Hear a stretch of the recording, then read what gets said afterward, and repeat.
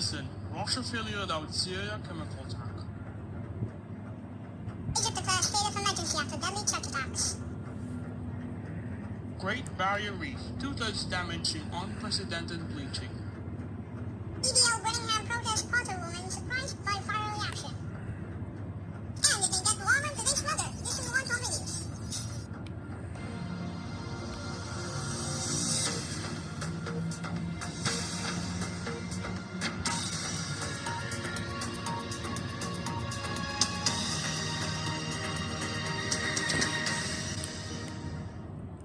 Hello, welcome to Tom the News.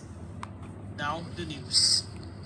U.S. Secretary of State Rex Tillerson has criticized Russia, saying that it failed to prevent Syria from carrying out a chemical attack on the rebel-held town. Russia had agreed to ensure Syria's chemical weapons stockpiles were destroyed, and it failed to do so enabled the attack, he said. G7 foreign ministers are preparing to meet in Italy later Monday. Talks will focus on how to increase pressure on Russia to distance itself from Syria's President Bashar al-Assad. On Tuesday, Mr. Tillerson will continue from the G7 to Moscow, where he will meet his Russian counterpart Sergei Lavrov. Russia is the Syrian government's main ally and helped facilitate the 2013 agreement to destroy Syria's chemical arsenal.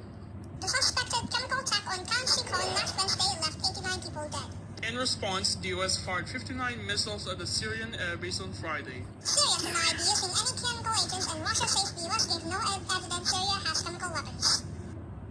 Egypt's President Abdul Fattah al-Sisi has announced a 3-month state of emergency after attacks on 2 Coptic churches that left at least 44 dead. The measure allows authorities to make arrests without warrants and search people's homes. It needs to be approved by Parliament before it is implemented. So-called Islamic State said it was behind the blasts in Tanta and Alexandria on Palm Sunday. The group has targeted cops in Egypt recently and warns of more attacks. Mr. Sisi made a defiant speech at the presidential palace after a meeting of the National Defense Council to discuss the explosions. He warned that the war against the jihadists will be long and painful, and said that the state of emergency will come into force and after all legal and constitutional steps were taken. The majority in Parliament backs Mr. Sisi. The president had earlier ordered the deployment of the military across the country to protect vital and important infrastructure. Coming up after this break, Great Barrier Reef, 2/3 damage in unprecedented bleaching. And the EDL Birmingham protest fought a woman surprised by viral reaction.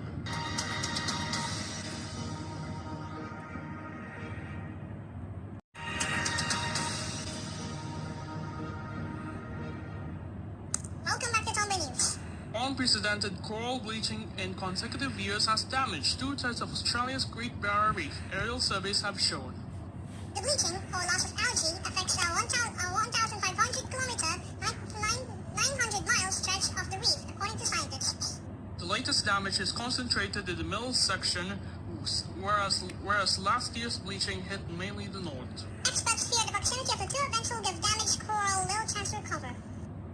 Professor Terry Hughes from James Cook University said governments must urgently address climate change to prevent further bleaching.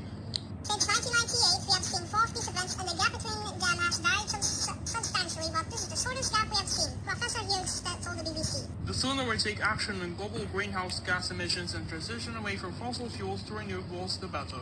Researcher Dr. James Carey said the damage was unprecedented.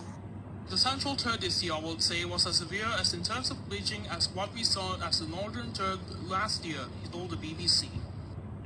For those reefs that were hit 2 years in a row, it is effectively a double whammy. We have no chance to recover from last year's events. A viral photo of a woman smiling at an English Defence League protester in Birmingham was snapped after she stepped in to defend a fellow woman. The image of Safia Khan has been shared thousands of times since it was taken at Saturday's demonstration. Miss Khan from Birmingham said she had been intervened when she saw another woman surrounded by about 25 men. DBL said she interrupted a minute silence for terror attack victims.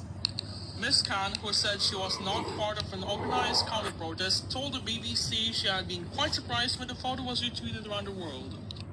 I don't like seeing people getting ganged up on in my towns, she said. And now the weather forecast with Ginger. Hello, and this is the weather forecast for the day. Long temperatures will prevail all over India. 40 cloudy for Cooking City today with 205 degrees Celsius average temperature, while in the northern region, cloudy conditions and 29 degrees average temperature means good weather. Moving to West Africa, clouds will blanket the region with an average temperature of 26 degrees. The eastern region will be partly cloudy and with a warm 30 degrees Celsius